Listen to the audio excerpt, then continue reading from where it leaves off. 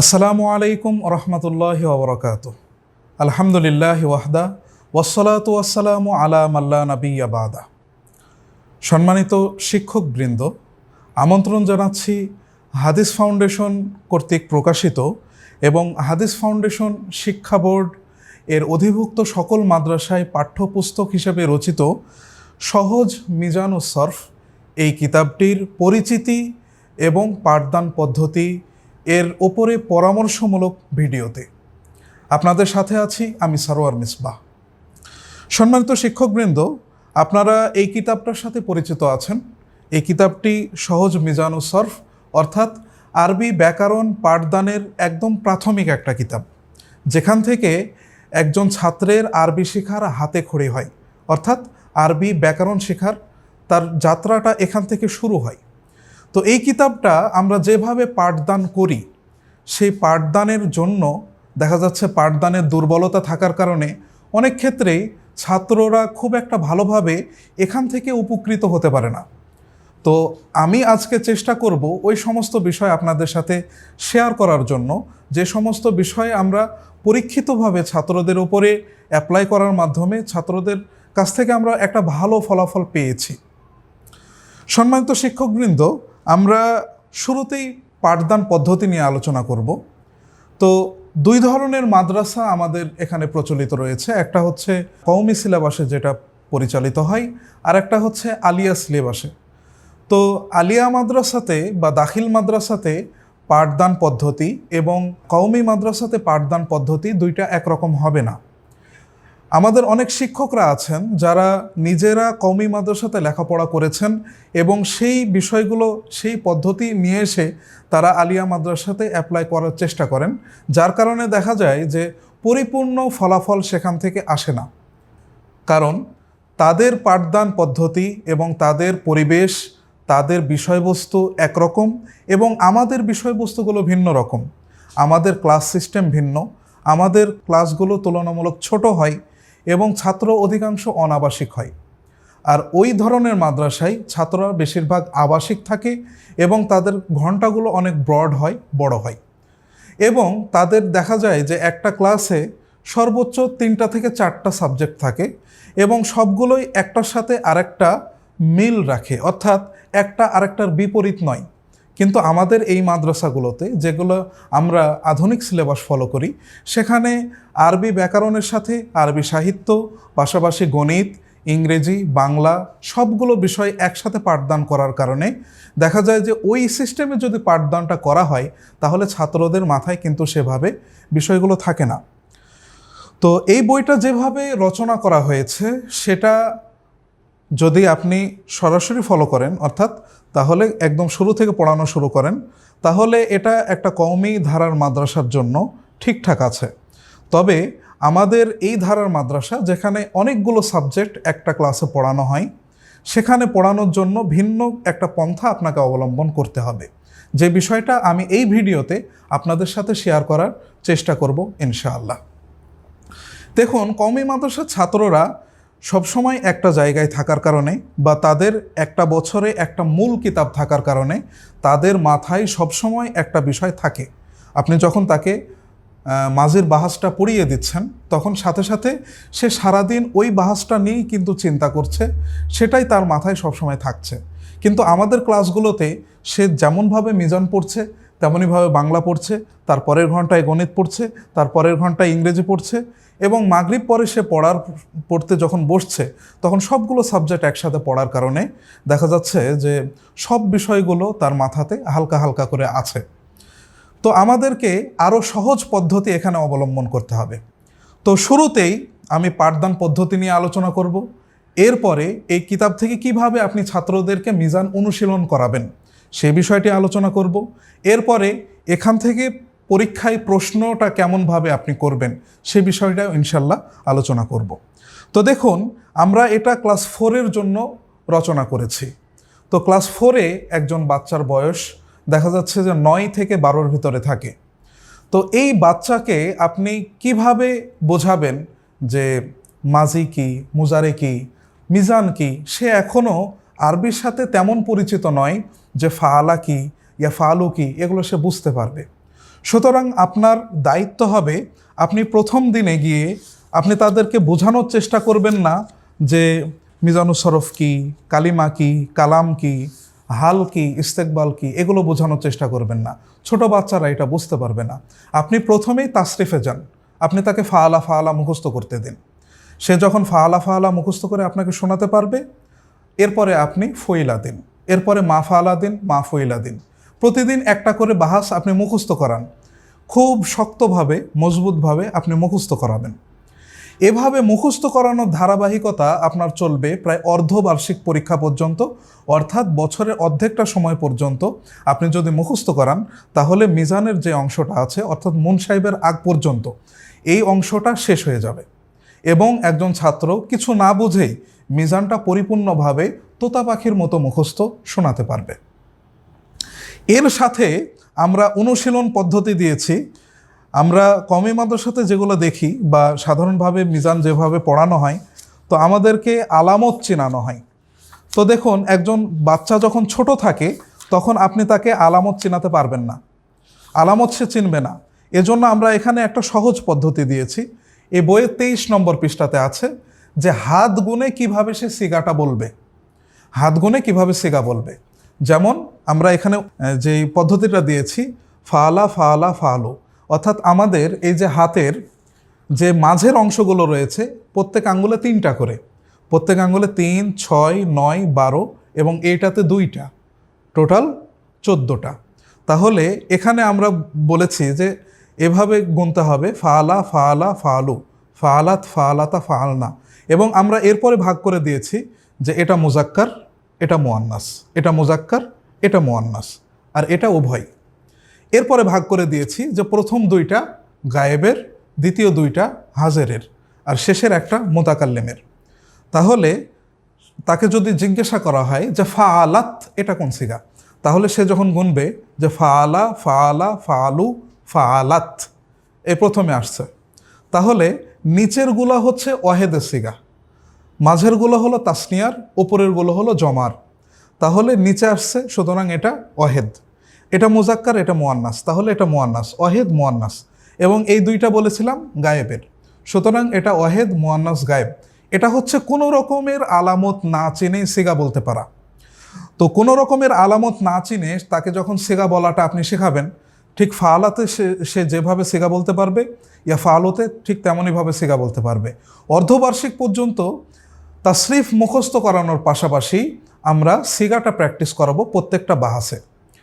এবং প্রত্যেকটা বাহাসে সিগা প্র্যাকটিস করানোর ক্ষেত্রে আপনি আপনার ক্লাসে যদি 50 জন ছাত্র থাকে, তাহলে 50 জন ছাত্রকেই কিন্তু আপনি আলাদা আলাদাভাবে 5টা করে সিগা প্রতিদিন ধরতে পারবেন না।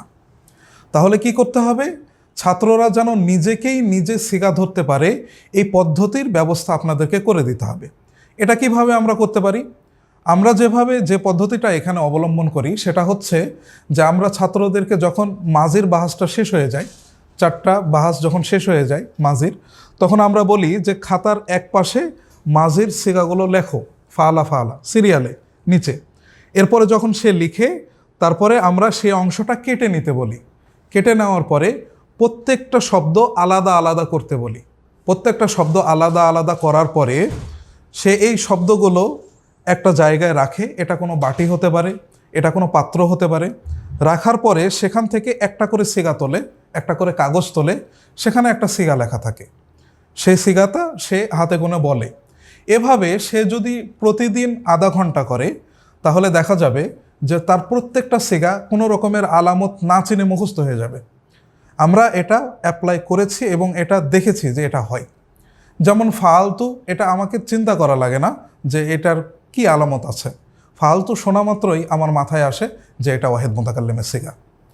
তো এটার ক্ষেত্রে যখন মিজানটা শেষ হয়ে যাবে অর্ধবার্ষিকে, তখন আমরা এই ধরনের একটা শীট ছাত্রদেরকে দিই, যেখানে আপনি চাইলে এটা খাতাতেও করিয়ে নিতে পারেন। এই যে শীটটা দেখুন, এখানে প্রত্যেকটা বাহাসের সিগা লেখা আছে। মাঝি থেকে একটা বাহাস নেওয়া আছে, মোজারে থেকে একটা নেওয়া আছে, এরপরে তাকিদের একটা বাহাস আছে, এরপরে নাফি জাহাদ, নাফি লামে তাকিদ, নুনে তাকিদ, এগুলা আমরের একটা বাহাস আছে, এরপরে নাহির একটা আছে, পাশাপাশি ইসমে ফায়েল, ইসমে মাফুল, ইসমে আলা, ইসমে জরফ, ইসমে তাফজিল প্রত্যেকটা সিগা এখানে রয়েছে। এবং আমরা ছাত্রদেরকে বলি যে তোমরা এটা এমনভাবে কাটো যেন প্রত্যেকটা শব্দ আলাদা হয়ে যায়। এরপরে তারা একটা পাত্রে রেখে এটা অনুশীলন করে। তো দেখা যায় যে প্রতিদিন আধা ঘন্টা যদি করে তাহলে একটা ছাত্র মোটামুটি 1 সপ্তাহের মাথায় তার যে সিগা এবং বাহাস বলার যে একটা যোগ্যতা সেটা অনেকটা ইমপ্রুভ হয়, অনেকটা উপরের দিকে যায়।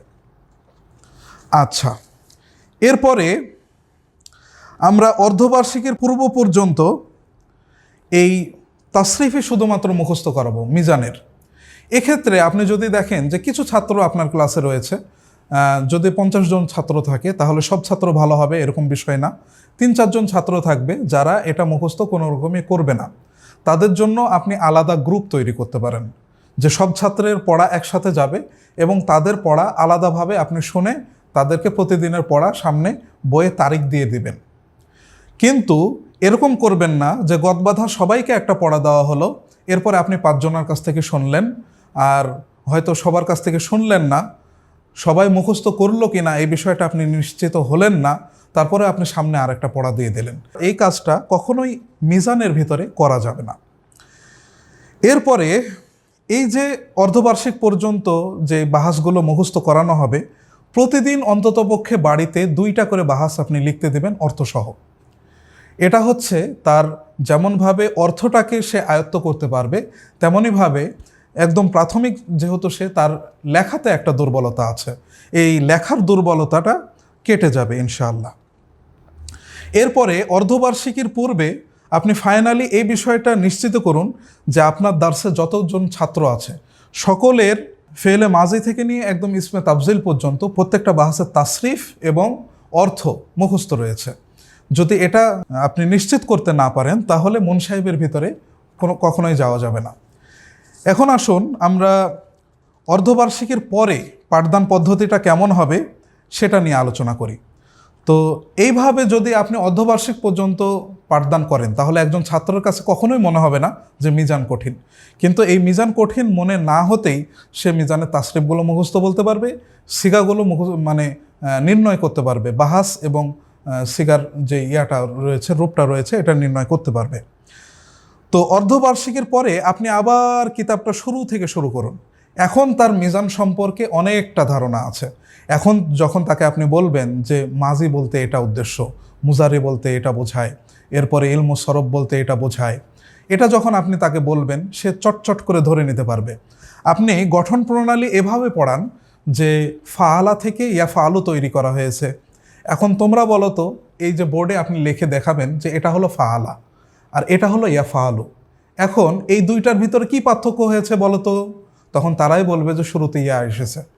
তাহলে আপনাকে নতুনভাবে মুখস্থ করাতে হলো না যে মুজারে তৈরির জন্য শুরুতে ইয়া আনতে হয়।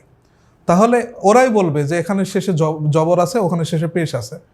তাহলে এই ধরনের পরিবর্তনটা তারা নিজেরাই বলতে পারবে। এইভাবে তাদের নিজের ভাষাতে গঠন প্রণালীটা তাদেরকে মুখস্থ করিয়ে দিন।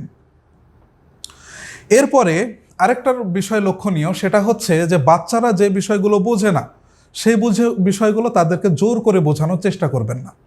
যেমনভাবে আমরা সিগা বলি ওয়াহেদ, মুজাক্কার, হাজির, জমা, মুতাকাল্লিম। এখন মুতাকাল্লিম এর শাব্দিক অর্থ হচ্ছে বক্তা, এটার একটা পারিভাষিক অর্থ আছে। এটা তাকে প্রাথমিকভাবে আপনি বোঝাইতে চাইলে সে বুঝতে পারবে না। সুতরাং তাকে এভাবে বোঝান যে গায়েব মানে সে বা তারা, হাজির মানে তুমি তোমরা, মুতাকাল্লিম মানে আমি আমরা। এইভাবে বোঝান, সে যেভাবে বুঝতে পারে সেভাবে বোঝান। আচ্ছা, এরপরে যখন আপনি ফাইনালি আবার শেষ করবেন মিজানটা গঠন প্রণালী সহ, এরপরে আপনি মুন সাহেবে যাবেন। মুন সাহেবে যাওয়ার পরে আপনার প্রথম কাজ হবে বাবগুলো ছাত্রদেরকে মুখস্থ করিয়ে দেওয়া। বাব মুখস্থ করানোর ক্ষেত্রে অবশ্যই লক্ষ্য রাখবেন তারা যেন নাসারা, জরাবা, সামিয়া, ফাতাহা, কারুমা এইভাবে যেন বাবের নাম মুখস্থ না করে। ইফাল, তাফিল, তাফাউল, মুফাআলা, তাফাউল এইভাবে যেন মুখস্থ না করে। তারা যেন এভাবে মুখস্থ করে নাসারা ইয়ানসুরু, জরাবা ইয়াজরিবু, সামিয়া ইসমাউ, ফাতাহা ইয়াফতাহু, এভাবে, অর্থাৎ একটা মাজি এবং একটা মুজারে। এখন আপনি বলতে পারেন যে নাম মুখস্থ করা আর মাজি মুজারে মুখস্থ করা তো একই না। মাজি মুজারে মুখস্থ করার ভিতরে একটা আলাদা ফায়দা রয়েছে। সে যখন একটা মুজারের সিগা পড়বে, ইউসররিফু এই ওজনে একটা সিগা যখন তার সামনে আসবে, তখন সে বাবের নাম যদি তাফাইল পড়ে থাকে তাহলে তার মাথায় এই জিনিসটা আসবে না। সে যখন সররাফা ইউসররিফু এটা মুখস্থ করবে, তখন ইউসররিফু ওজনে একটা সিগা আসলে তার মাথায় ওই বিষয়টা নক করবে এবং সে সহজেই বাবটা খুঁজে পাবে। তো বাব চেনানোর ক্ষেত্রে অবশ্যই মাঝি এবং মোজারে দিয়ে বাবের নাম মুখস্থ করাবেন। এরপরে অর্ধবার্ষিকীর পরে যখন মুনসাইব চলবে, বাব যখন কিছুটা হয়ে যাওয়ার পরে ছাত্রদেরকে অনুশীলনের ব্যবস্থা করান, অর্থাৎ কোরআন থেকে, হাদিস থেকে এবং বিভিন্ন আরবি কিতাব থেকে। সবসময় এটা মাথায় রাখবেন যে এই যে একটা বই মিজান বই, এই বইটা যদি কেউ এই পৃষ্ঠা থেকে মানে 2 মলাটের ভিতরে যা আছে সব দাঁড়িয়ে মুখস্থ শোনাতে পারে, কিন্তু সে আরবি পড়তে গিয়ে সিগা, বাহাস, বাব খুঁজে না পায়, তাহলে এই মুখস্থ করাতে তার কোনো ফায়দা নেই। আরেকজন ছাত্র তার এখানে যদি কোনো কিছুই মুখস্থ না থাকে, কিন্তু সে পড়তে গিয়ে সিগা, বাহাস এবং বাব বলতে পারে, সিগাগুলো খুঁজে পায়, তাহলে তার মিজান পড়া সার্থক। এটাই আমাদের মূল থিম। তাহলে আপনাকে মুনসাহিব যখন আপনি পড়ানো শুরু করবেন, তখন কিন্তু আপনাকে অনুশীলনের দিকেটা ভালোভাবে দেখতে হবে, অর্থাৎ কোরআন থেকে অনুশীলন, হাদিস থেকে অনুশীলন, আরবি বই থেকে অনুশীলন, তার যে শ্রেণীতে যে আরবি বইটা পড়ানো হয় সেখানে যে গল্পগুলো আছে সেখান থেকে অনুশীলন করান। শুধুমাত্র সহির সিগাগুলো, সহি গায়রে সহি নয়, সেই সহির সিগাগুলো তাদের ওপরে আপনি নির্ণয় করার দায়িত্ব দেন এবং দেখেন যে তারা কতটুকু পারছে। এটাই হচ্ছে তাদের শেষ পর্যন্ত সফলতা। এরপরে অর্ধবার্ষিকীর পর থেকে যখন মুনসাহিবের কিছুটা বাব হয়ে যাবে, অধিক ফলাফলের জন্য আপনি ক্লাসে 2টা ভাগ রাখতে পারেন, অর্থাৎ 2টা গ্রুপ তৈরি করে দিলেন, যে 2টা গ্রুপে সমানভাবে কিছু ভালো ছাত্র থাকবে, কিছু খারাপ ছাত্র থাকবে, এবং এক গ্রুপের ছাত্র অন্য গ্রুপকে সিগা জিজ্ঞাসা করবে, আপনার বিচারক হিসেবে থাকবেন। এতে তাদের ভিতরে একটা জেদ কাজ করে, যদি না পারে তাহলে তাদের আত্মসম্মান বোধে লাগে। তো এটার জন্য হলেও তারা সিগাগুলো নিয়ে গবেষণা করে, শেখার চেষ্টা করে। এটা একটা ফলপ্রসূ বিষয়। এরপরে আরেকটা বিষয় সেটা হচ্ছে যে বছরের শেষ সপ্তাহে, অর্থাৎ ডিসেম্বরে যখন ফাইনাল পরীক্ষা হয়, ডিসেম্বরের আগে আপনারা মিজান পরিপূর্ণ শোনানোর ওপরে একটা পুরস্কার রাখতে পারেন, যে যতজন ছাত্র মিজানের একদম শুরু থেকে নিয়ে শেষ পর্যন্ত মুখস্থ শোনাতে পারবে তাদের জন্য এই পরিমাণ একটা পুরস্কার রাখা হবে। এতে করে কি হবে, ছাত্ররা মিজান মুখস্থ শোনানোর প্রতি আগ্রহী হবে। এবং আরেকটা বিষয় এখানে যেটা ফলদায়ক, সেটা হচ্ছে যে মিজান শোনানোর পরে, মুখস্থ শোনানোর পরে তার ভিতর থেকে যে একটা মিজান ভীতি, সরব ভীতি, সে যতটুকু যোগ্যতা অর্জন করুক, কিন্তু ভীতি তার ভিতরে যেটা ছিল সেটা দূর হয়ে যাবে ইনশাআল্লাহ। আচ্ছা, এটা ছিল মোটামুটি আমাদের পাঠদান পদ্ধতি। এরপরে এর মাঝে মাঝে আমরা অনুশীলন পদ্ধতি যেটা রয়েছে সেটাও আলহামদুলিল্লাহ আপনাদের সাথে শেয়ার করেছি।